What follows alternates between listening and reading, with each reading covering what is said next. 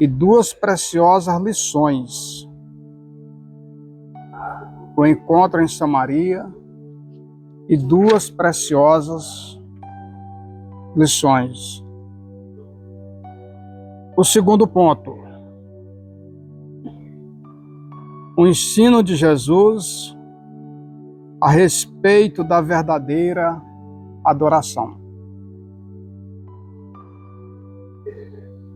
E o terceiro ponto,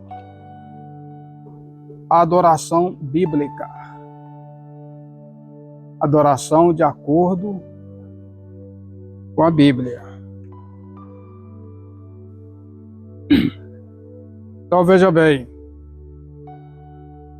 aqui na introdução, o ser humano sente uma necessidade intrínseca de Deus. Com a leitura da passagem de João 4, essa carência espiritual torna-se evidente. Neste contexto, também se revela a importância de uma autêntica adoração, que surge de uma experiência profunda com Jesus Cristo. Por este motivo, a adoração cristã é o tema central desta lição. A partir do diálogo entre Jesus e a mulher samaritana, podemos extrair ensinamentos valiosos sobre adoração. Adorar a Deus é muito importante. Quando você está adorando a Deus, tirar um tempo para dedicar, se desliga dos afazeres desta vida, da luta do dia cotidiano, que muito nos envolve e toma o nosso tempo. E quando você tira um tempo para adorar a Deus, na sua essência,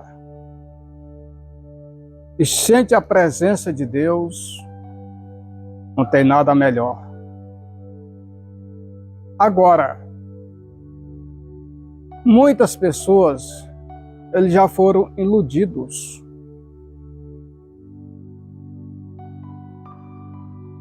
Com uma falsa adoração. Eu não digo nem por maldade, mas por falta de conhecimento. E nós vamos ver aqui no primeiro ponto, um diálogo, uma conversa de Jesus com uma mulher. Ele nos ensina nesse primeiro ponto duas preciosas lições para a gente nunca mais esquecer. Nesse primeiro ponto, ele nos ensina a necessidade que o ser humano tem de Deus. E o culto autêntico, o ser humano tem uma necessidade de Deus.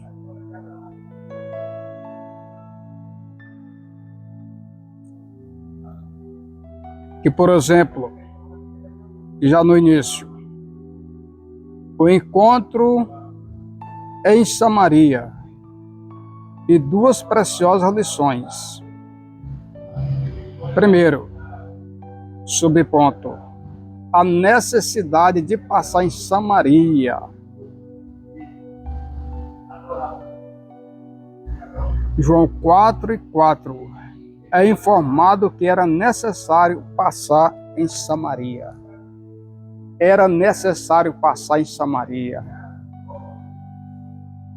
Por que era necessário passar em Samaria? Os judeus, eles não passavam em Samaria. Não passavam.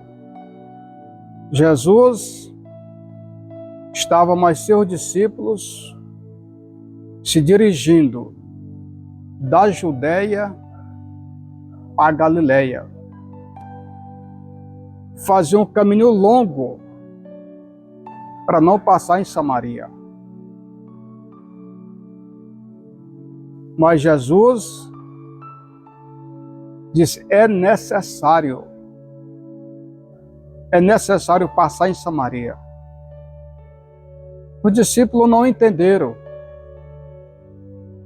Não estava na sua programação passar em Samaria. Mas nós que servimos a Deus e somos discípulos também de Jesus, aquela geração já foi, já estão na eternidade. Mas nós estamos aqui, somos discípulos também, representante legal do reino de Deus aqui na terra. Então, irmãos, bom não é como a gente quer, mas é como Deus quer.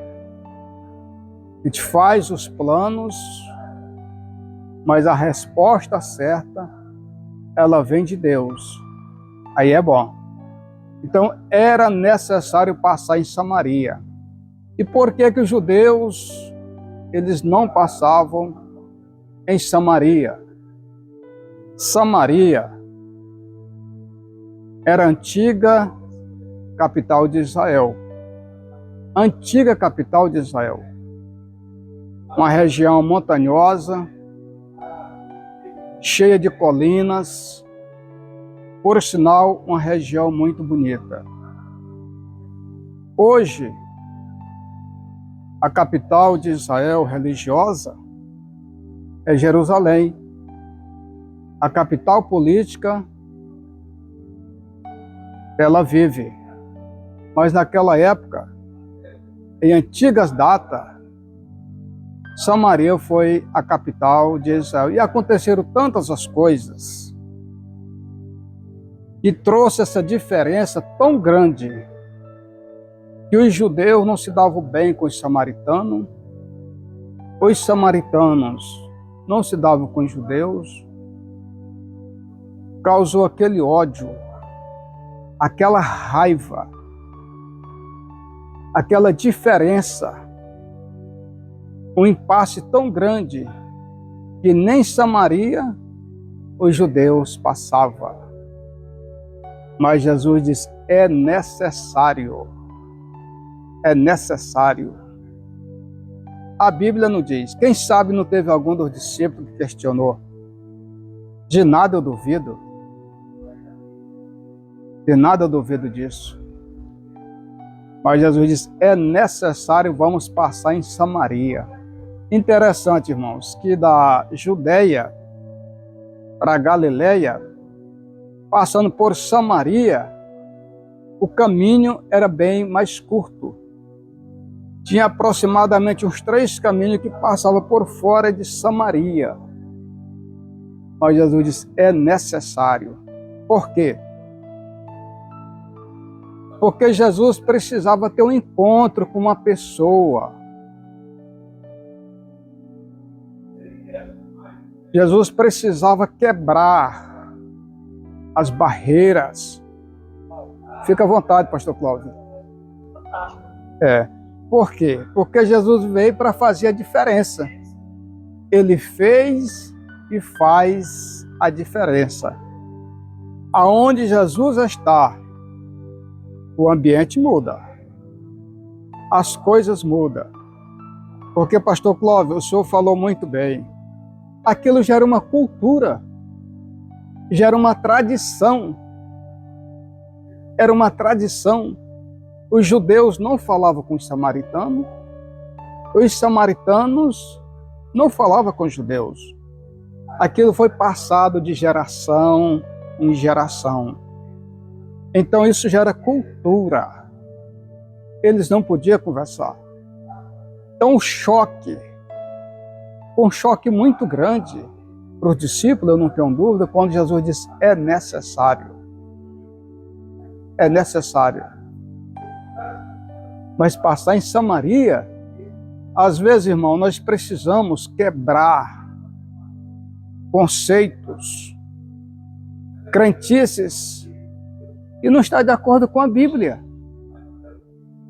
Precisa acabar com isso. Por exemplo, tem umas crentices hoje, mesmo quem não está na igreja, não existe mais isso. Mas quando vê um gato preto na sexta-feira, aquele dia, acabou o dia. Você não pode deixar um calçado emborcado, você não pode sair com o pé esquerdo na frente, e são crentices desnecessários. Você pode desemborcar o calçado por questão de organização, mas não que isso seja uma coisa, que seja uma tradição que vai lhe comprometer sua vida social e menos a vida espiritual. Mas Jesus, como eu estava dizendo, ele veio para quebrar paradigmas, acabar com esses paradigmas, acabar com essas barreiras, com essas diferenças, com essas arestas. Jesus, ele veio para fazer a diferença.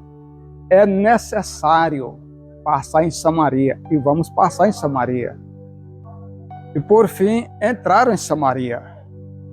Entraram em Samaria. Vocês acham que aqueles discípulos não estavam morrendo de medo? Eles estavam com medo. Mas, meus irmãos, eles só não estavam entendendo que estavam junto com o Rei dos Reis, o Senhor dos Senhores, o general que nunca perdeu uma batalha. Por fim, era necessário passar em Samaria e num lugar específico, uma cidade por nome Sicar. Sicar. Jesus tinha todo o roteiro, sem precisar de GPS. O discípulo não entendia, mas Jesus sabia que precisava passar em Sicar. E era a hora sexta. A hora sexta.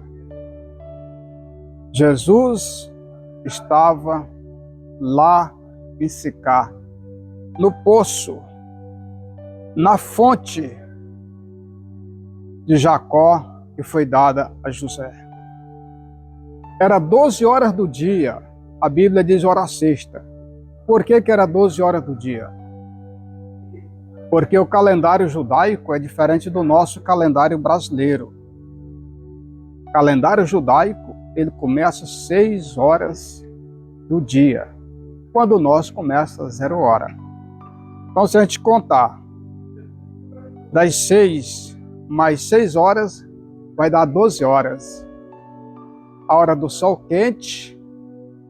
E Jesus, estrategicamente, tudo que a gente vai fazer, irmão, para ter êxito, precisa pensar, precisa analisar. Às vezes nós vamos fazer as coisas, não dá certo, quem já faz impensado. Você precisa analisar, precisa pensar e ter uma estratégia. Jesus, ele não precisava de todo essa logística nossa, mas ele fez tudo isso até para dar lição aos seus discípulos. Interessante, 12 horas, Jesus já está com fome. Jesus manda os discípulos ir comprar alimentação. Foi uma estratégia.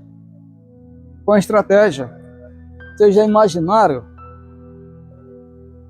Quando de repente aparece aquela mulher com seu country, era 12 horas. Por que ela foi pegar água 12 horas? Porque na parte da manhã e na parte da tarde, as mulheres de bem iam pegar água. Então ela não podia ir naquele horário, ela tinha que ir nesse horário causticante, porque era uma mulher de baixa reputação. Uma mulher que já tinha 5 maridos, e o que ela tinha no momento não era dela, já está explicado, né? Então ela não podia estar junto com as mulheres de bem. Ela foi nesse horário. E veja bem, por que Jesus disse, é necessário? A mulher começa a pegar água. Quem começou o diálogo com a mulher? Foi a mulher com Jesus ou Jesus com a mulher? Jesus com a mulher. Jesus usou a natureza para aplicar o espiritual. Nos dá uma lição. Irmão, é necessário que a gente se aproxime das pessoas, ganhe ele para Jesus. Agora não é quando faz o apelo pegando no braço, vamos assim, não, você não ganha não. Não ganha não. Você tem que fazer uma amizade, ganhar a confiança da pessoa, ele tem que se sentir seguro. Não sei se vocês observaram esses dias para trás, eu trouxe um visitante, depois trouxe outros, porque eu não sentei lá, eu sentei pertinho dele aqui para dar um apoio.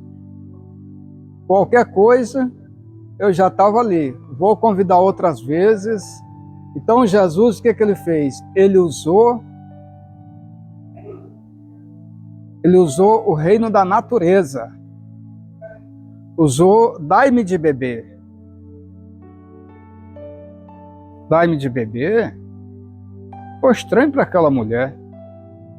Estava só Jesus e a mulher. Ela disse, tu não sabe que os samaritanos não se comunicam com os judeus? Você me impede de beber? Jesus disse, não, se tu conhecer o dom de Deus, e quem é que te pede água, tu daria, ele te daria água viva. Já tinha começado um diálogo. A mulher disse, tu não tem com que tirar água não. Irmão JB, muito obrigado, meu irmão. Depois que eu dei uma vez, eu fiquei com um pigarro na garganta, essa água vai me ajudar muito. Deus lhe abençoe muito, viu? Se tu conhecer o dom de Deus, e quem é que te pede de beber, tu pediria, ele te daria água viva. Rapaz, a mulher não sabia com quem estava conversando, ó. Fica à vontade, pastor Cláudio. Às vezes a gente vai viajando muito, e às vezes você senta em determinado lugar e de repente chega uma outra pessoa e senta. E às vezes uma pessoa está aquele campo de sinceridade. E às vezes a gente se questiona assim, tá certo? Tá com esse cabo aqui numa conversa. E graças a Deus, o camarada não tá brecha, né?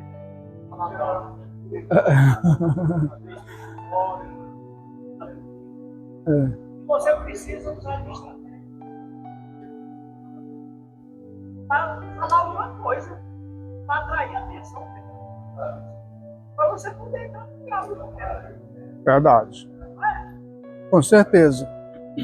É assim que as coisas funcionam. Jesus foi muito sábio nessa questão. Olha o que simplesmente ele pediu água. Rapaz, Um pouco dessa água, tá bebendo. ele não precisava de pedir água, ela que precisava de ter um encontro com Jesus. E ali foi o ponto principal da resposta dela para ele começar o diálogo. Com certeza. Fazer que nem o pastor Bezerra, né? Que está aí depois. Falar uma frase. Massa é bola Usar estratégia. Verdade. Muito bem. Então a mulher ela começou a se interessar pelo assunto. Por quê? Ela ia pegar água. Aquele calor era muito causticante. Então ela disse, tu não tens com que tirar água. Poço é fundo.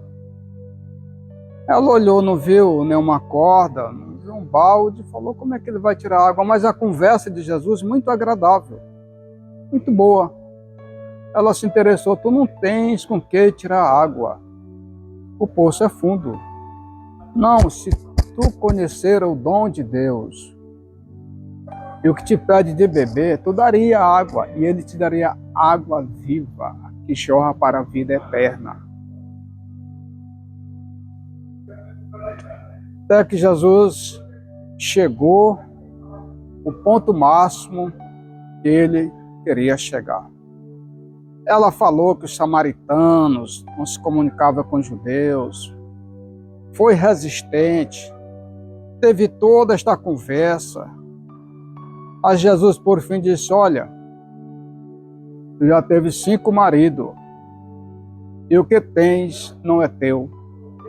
Ela disse: é um profeta. É um profeta. Jesus disse: vai, chama teu marido e vem cá. E ela correu para a cidade. Disse: olha, vi um homem que me disse tudo. É um profeta. Vinde e vede. E a multidão foi e encontrou com Jesus.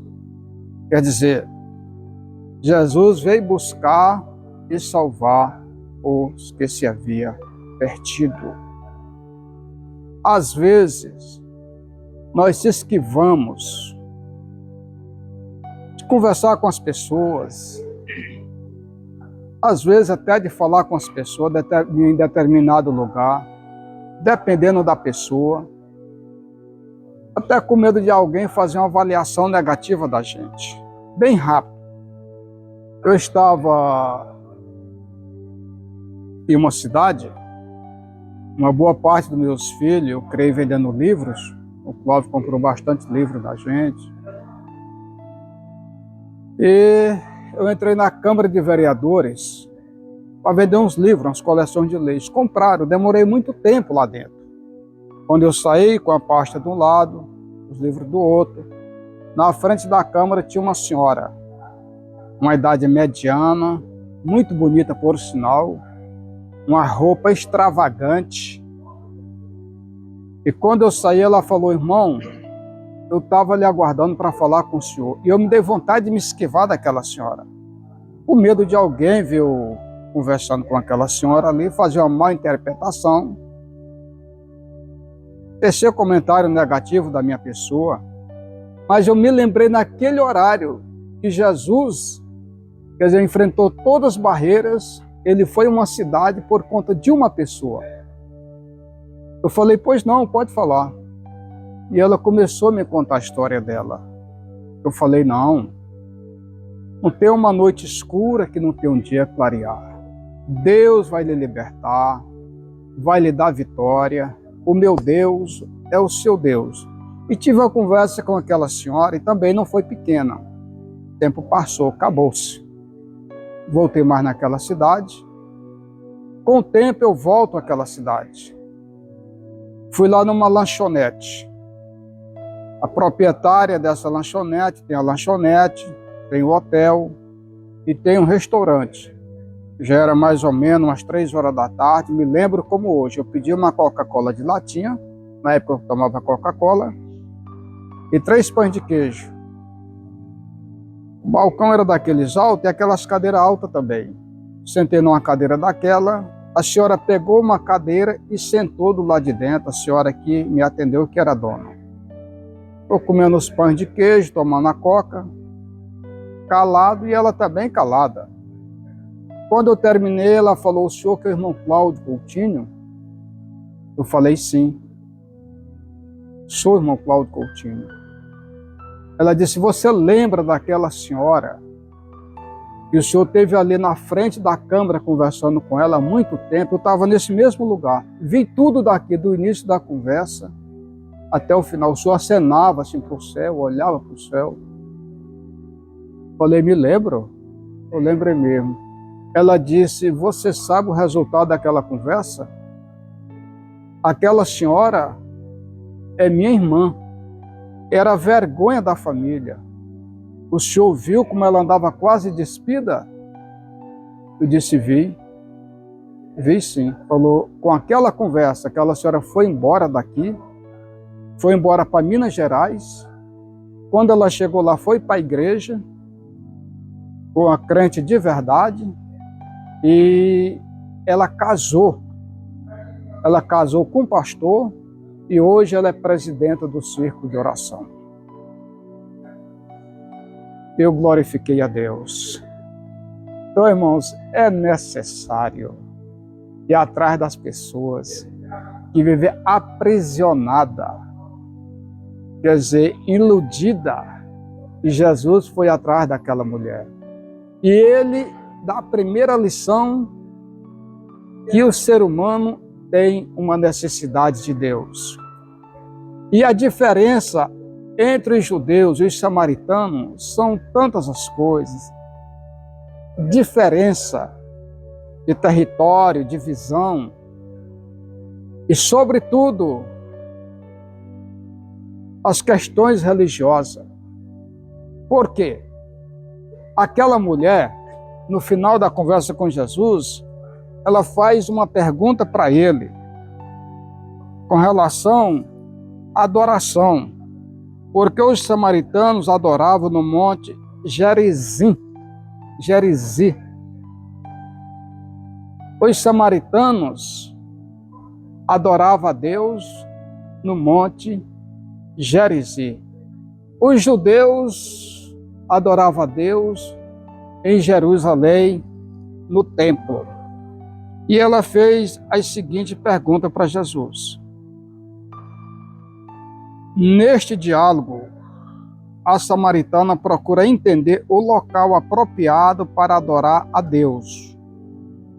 Em resposta à sua indagação, nosso Senhor revela uma nova forma de culto. Esta adoração não seria exclusiva dos judeus nem dos samaritanos. Na realidade, o verdadeiro culto dirigido a Deus deve ser feito ao Pai em espírito e em verdade. Aqui encontramos uma segunda lição valiosa, que é o verdadeiro culto. Quer dizer, Jesus deixou claro que não se adora a Deus somente no Monte Gerizim, e nem somente no templo em Jerusalém.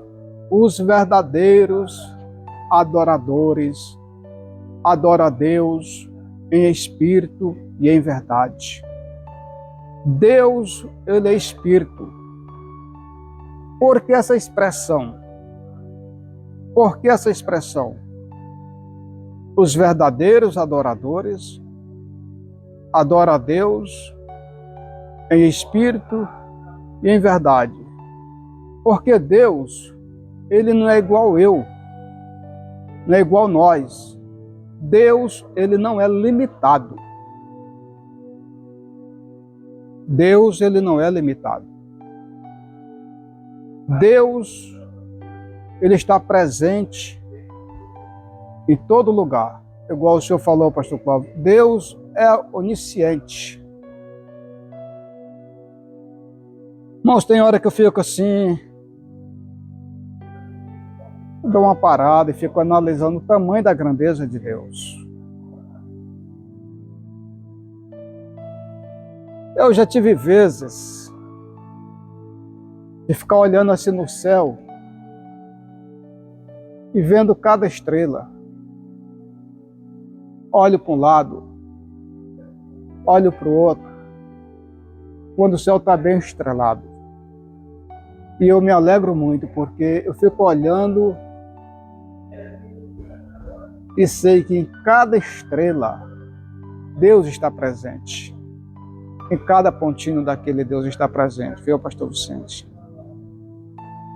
Fico pensando, se a gente pegar um avião desse de última geração que voa mais de 1.300 km por hora, em só intestino e vá por muito tempo, aonde vai chegar?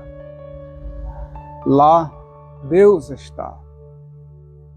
Na profundidade do mar, por mais fundo que seja, lá Deus está. Então Deus não é limitado. O verdadeiro adorador, ele adora a Deus em espírito e em verdade. E aonde estiver, você faz o seu culto dirigido a Deus. O verdadeiro culto é uma adoração. Aqui encontramos uma segunda lição valiosa. Autêntico culto de adoração a Deus, que satisfaz as necessidades humanas, não se limita a um lugar específico, mas reside no mais profundo do ser humano, em espírito e em verdade. O verdadeiro culto. O que é que nós entendemos culto? O culto, essa liturgia, mas aqui não está se referindo simplesmente a um culto ritual. Pastor Clóvis, leia, por favor, em Romanos, capítulo 12, e o versículo 1, por favor. Romanos, capítulo 12, o versículo 1. 12, 1. Rogo-vos, pois, irmãos, pela compaixão de Deus, que apresentei o vosso corpo em sacrifício santo e agradável a Deus, e ao vosso prazer. Estão entendendo, irmãos? Irmãos, vir aqui à igreja é muito bom. É muito bom. Felizes daqueles que estão na igreja. Felizes são aqueles que estão criando os filhos na igreja. Mas a igreja não é o céu. A igreja é o lugar onde nós se preparamos para ir para o céu. O que é a igreja? Não é esse templo, não. A igreja é o corpo de Cristo. E nesse corpo nós vamos ver pessoas que não são perfeitas. Pessoas que têm falha. Mas o verdadeiro culto, o culto racional, o culto do dia a dia, é uma dedicação, é um sacrifício.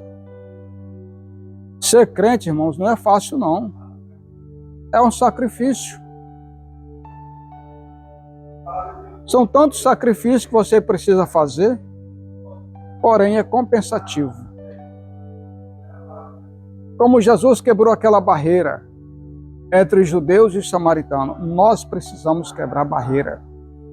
É um sacrifício, mas é um culto racional. Por exemplo, perdoar. Quem tem facilidade aqui para perdoar? Ô, irmão, que bom. Senhor, Pastor Vicente, irmãos, honestamente, eu tenho que ser sincero, eu não tenho facilidade para perdoar.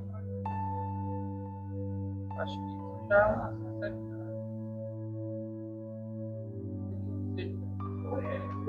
Essa sinceridade, né? Isso que você está dizendo, tem acha fácil. Claro que eu vou acreditar no Senhor, para ser sincero. Porque tem pessoas que têm facilidade. Vai fazer. Aí é que a gente entra na verdadeira adoração. Aí é que eu pergunto, como é que o Senhor conclui essa verdadeira adoração? Veja o que Jesus fez com a mulher samaritana. Puxou o diácono e levou ela a adorar. Ela não sabia que, se ela soubesse, essa era outra. Mas como Jesus sabia que ela não sabia do projeto, ele traz para ela o projeto, pensando no material que ela ia entender direitinho. Jesus fala realmente do céu aberto, ela não entender. Ele pede água e ela replica. E ele diz, olha, eu tenho água para te dar. E ela diz, pô, o senhor vai me dar água, o senhor não tem nada disso. E aí Jesus se apresenta para ela como Deus, mas falando das coisas que ele fez, profetizando para ela, chamando Maria, contando a vida dela. Ela entendeu que o verdadeiro adorador adora em espírito e em verdade. E entre essa adoração, você adora a Deus, você corta na sua carne, perdoar na sua. Mas é o cortar na carne. Porque nós não queremos. Quando o camarada nos afeta, nós queremos espancar ele. Mas quando a gente olha para Deus, Deus tem que perdoar. Verdade. Então, Vicente, eu não tenho facilidade para perdoar. E os outros aqui também não têm, porque... Mas deixa eu dizer aqui, eu explico para o senhor e para todos que estão presentes. Tenho facilidade para perdoar? Não tenho. Estou sendo honesto, estou sendo sincero. Mas é necessário perdoar. É necessário perdoar. Se eu não perdoo, eu não sou um adorador. Eu sou um falso adorador. É por isso, pastor, que existe a verdadeira adoração. Existe também a que não é verdadeira. Você usa hipocrisia aqui na frente. Estou sendo um mau exemplo na minha casa. Então, não é uma verdadeira adoração. Lembra que o pastor Neto perguntou? Simplesmente cantar e adorar? Não é, irmão. Não é, não. É diferente. Adorar é uma coisa constante. E parte de dentro. Olha lá a mulher de Eucânia. Ela está adorando a Deus. Na ponto que alguém achou que ela estava preta. Mas ela estava adorando. Não é simplesmente que Deus sabe, acabou, não. A adoração ela é constante. Veja que Jesus termina a conversa com a mulher samaritana, mas ela continua adorando, porque ela contou para Jesus. E não dá para encontrar Jesus e deixar de adorar. Jesus vai para a Galileia, ela fica lá, chama o povo vê o Cristo, e ela continua adorando. Cristo foi embora, continua assim. O encontro com Deus, ele faz isso. Claro que isso não vai acontecer, a gente tem a nossa dificuldade, tem as nossas limitações, a gente só tem essa dificuldade. Eu não tenho, mas eu tenho outra dificuldade. Porque em Cristo nós somos perfeitos, mas nós temos as nossas diferenças, nós temos as nossas dificuldades. Aí você vai, mas o senhor tem dificuldade de perdoar, eu tenho outra dificuldade, e assim vai. Mas em Cristo a gente adora e adora em Cristo. Valeu, obrigado pela participação, pastor Vicente, muito bom. Então veja bem, por que é necessário perdoar? Porque é um sacrifício, é um culto racional. Perdoar é necessário porque se você não perdoa, irmãos, é muito ruim para a gente. Adoece até o coração, adoece o corpo. Se você não perdoa, é assim, irmão, você está almoçando aqui, o indivíduo está ali. Você tem raiva dele, você não perdoou ele, passa. Tanta raiva, você anda aquela pessoa pesado, amarrado, às vezes a cara fechada, porque um coração alegre formoseia o rosto. Se o coração ele não está bem, está ocupado com essas coisas, não tem como andar sorrindo não, meu Pedro.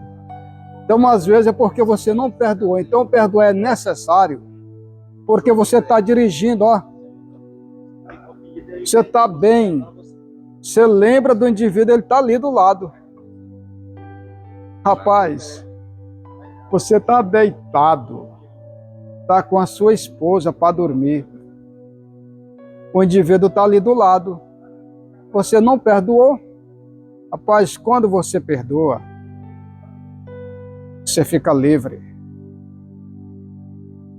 Às vezes as pessoas falam, irmão Cláudio é muito paciente.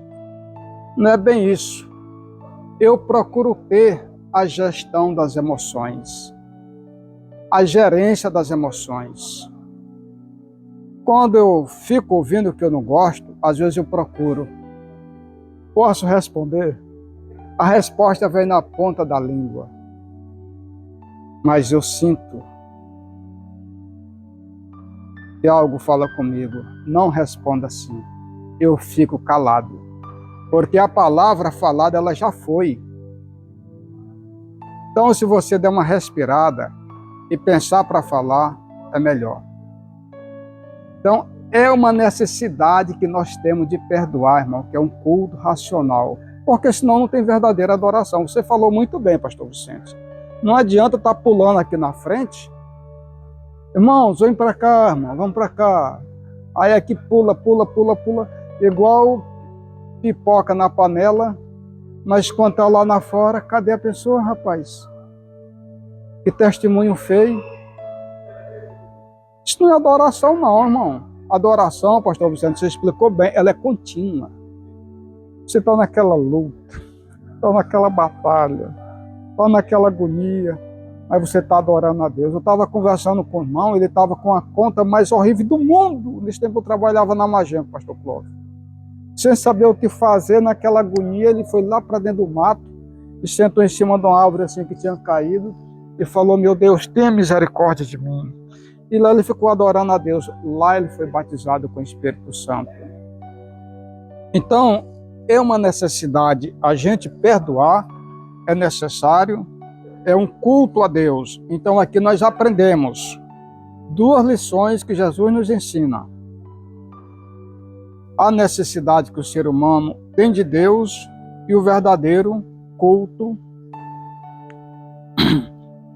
autêntico. Por exemplo, aqui, irmão, aqui, ó, vamos ver aqui bem rápido. Aqui é um culto. O horário de nós chegar no culto deve ser, o culto começa às 7h30, 7h25. Porque quando a gente já chega, o culto já começou, você não participa do hino da harpa, já tira a atenção de quem está cantando. Agora, tem dia que não dá para a gente chegar. Eu, por exemplo, procuro chegar antes do culto começar, mas se eu tiver que chegar no amém, eu chego no amém. Não tem problema não. Eu me sento bem ali, dobro meu joelho, graças a Deus, meu pai, participei ainda da última oração.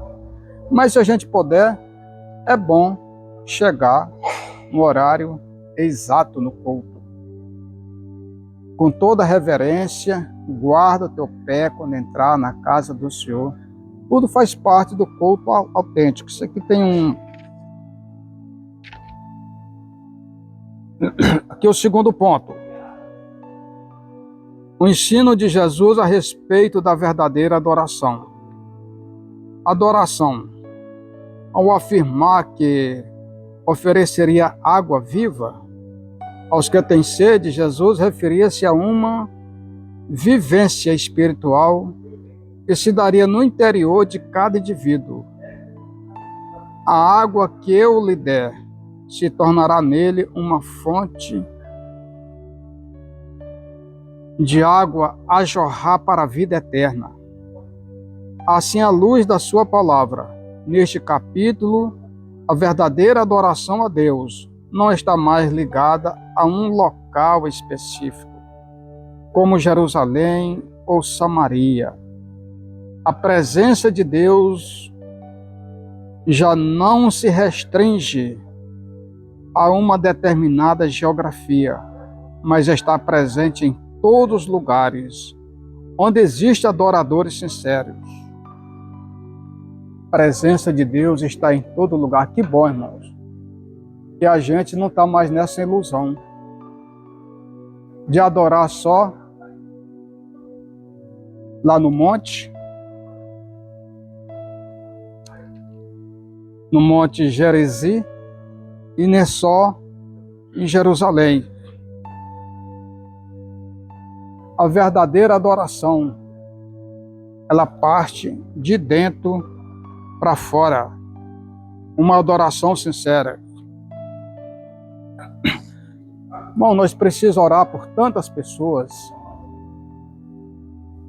que inocentemente, por ter aprendido, são muitas nações que fazem adoração falsas.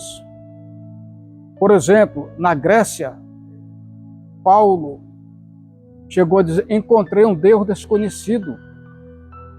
Quando ele disse isso, ele já tinha andado em toda a cidade e tinha encontrado mais de 1000 altares, ou mais de 1000 deuses.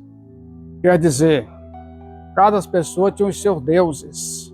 A família tinha os seus deuses, o grupo tal tinha os seus deuses.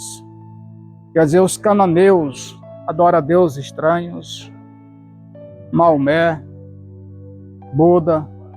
Eles não adoram o nosso Deus, adoram outros deuses. E eles pensam que estão certos. É necessário que se orem também por essas pessoas. Mas não é só lá em outros países do Oriente Médio. Dá para começar uma adoração também aqui no nosso estado. E vocês sabem o que eu estou dizendo, não sabe?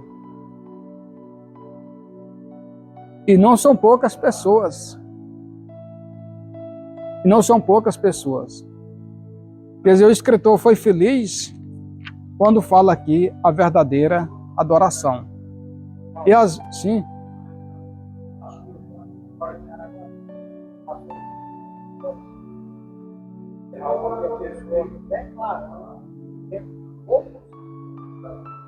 A igreja está sendo aplicada em Paraguai. Pois é. Não, mas é verdade.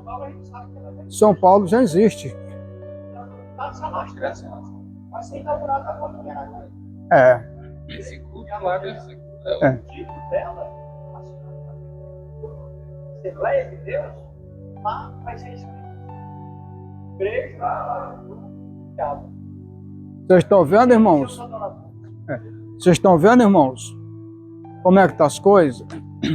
Por exemplo, um assunto como esse, às vezes a gente dá-se uma olhada,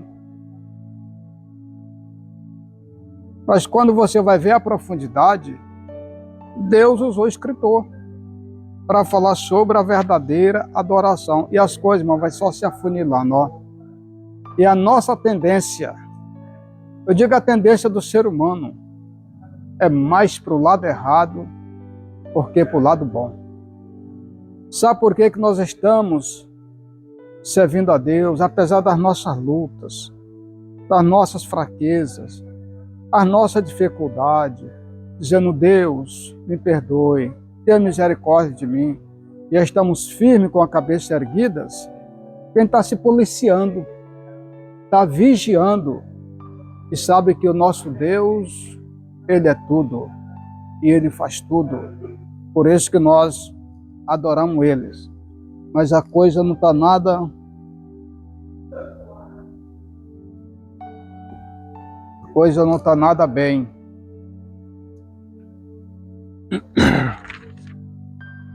É uma verdadeira adoração, irmão. Que tudo que se pensar na vida tem a verdadeira e o que não é verdadeira. Você compra uma peça de carro, tem a original, mas tem a que não é verdadeira. Você compra o remédio, tem o original, mas tem o genérico. Tem a adoração verdadeira e tem adoração que não é verdadeira. Vamos continuar com a nossa adoração verdadeira. Terceiro ponto. Adoração bíblica. Conceito bíblico de adoração na língua hebraica.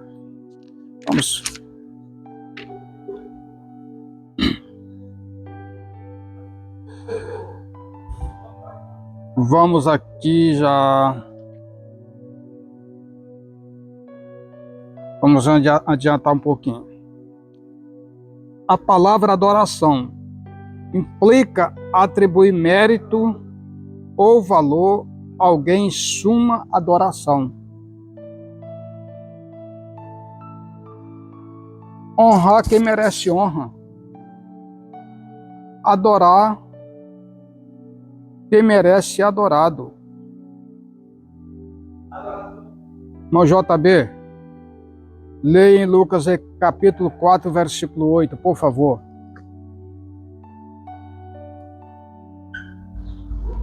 Lucas.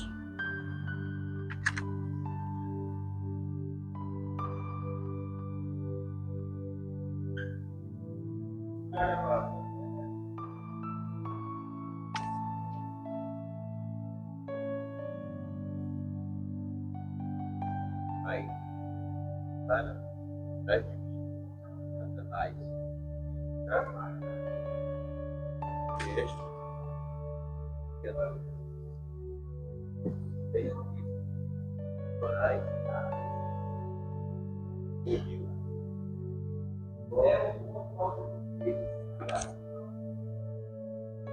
Está escrito. Está escrito. Está escrito na Bíblia. Só a Deus adorarás. E só a Ele servirás. Então nós temos que adorar a Deus. Eu já tive o desprazer de ver pessoas dizendo: eu adoro meu cachorro. Vai ser uma blasfêmia contra Deus. Não tenho nada contra alguém que goste dos animais. Animalzinho de estimação. Mas gostar é uma coisa e adorar é outra coisa. Só devemos adorar a Deus. Adoração como ato de rendição a Deus. Até tem um exemplo aqui da mulher pecadora. A mulher sentia a sua pequeneza e a grandeza de Deus, que ela chegou a se ajoelhar, está beijando os pés de Jesus. Por que ela beijava os pés de Jesus? Ela sentiu quanto ela era pequena. E ela estava se rendendo aos pés de Jesus. Precisamos fazer isso hoje? Andar de joelho, beijando o pé de quem quer que seja? Não precisa não. Precisa não. Mas ela estava beijando os pés de Jesus. O que precisa é nós dobrar os nossos joelhos. Que seja no pé da cama, ou que seja em outro lugar, no pé de uma pedra, perto de uma pedra, e se render. Senhor, eu sou tão pequeno, mas Tu és tão grande, Tu és tão misericordioso, Tu és tão maravilhoso. Não olhe para as minhas falhas, não olhe para as minhas fraquezas, mas eu me rendo, Senhor, a Teus pés. Tenha compaixão de mim, tenha misericórdia de mim. A adoração, a verdadeira adoração, é a rendição. É a palavra-chave. Senhores professores, é se render. Para o término da lição. É se render ao Senhor Jesus Cristo. Reconhecer que Ele é grande e que nós somos pequenos.